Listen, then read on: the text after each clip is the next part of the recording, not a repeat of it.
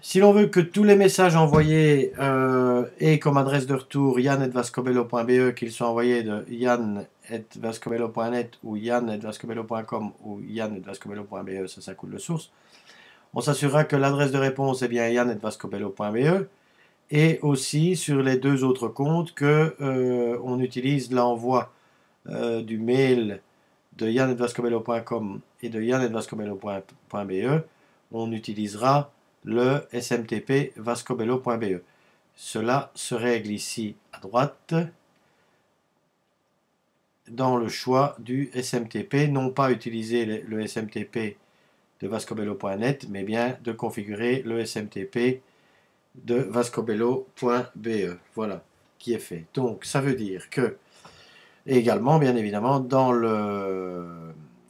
ici dans le mail, avoir choisi comme adresse standard yann@vascobello.be, ce qui fait que quand on crée un nieuwe bericht, on se retrouve avec automatiquement ici en haut l'adresse sélectionnée par défaut yann@vascobello.be et on peut comme cela envoyer un message à Christophe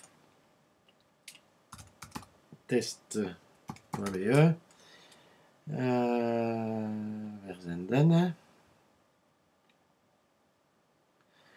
Et si on va maintenant regarder la messagerie de Christophe@vascobello.net et qu'on regarde de qui est arrivé ce message, donc on a un message qui est arrivé de la part de Yann de Rook. Tiens, en passant, je vous remontre peut-être comment configurer le petit labo là, pour séparer la fenêtre en deux.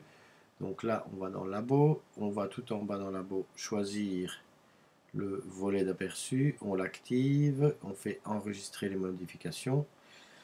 Et donc, on a maintenant la possibilité d'afficher son mail en deux volets, ce qui est assez confortable puisque ça ressemble de cette manière-là. Ici en haut, on a un bouton qui permet de séparer en deux volets.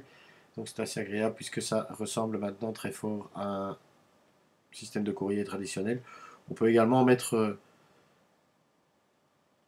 la deuxième fenêtre en bas. Donc voilà. Et on constate que Yann de Rook a envoyé un message et que c'est bien Yann de Rook @vascobello.be qui a envoyé le message. Donc si je réponds, je vais répondre à Yann de Rook @vascobello.be.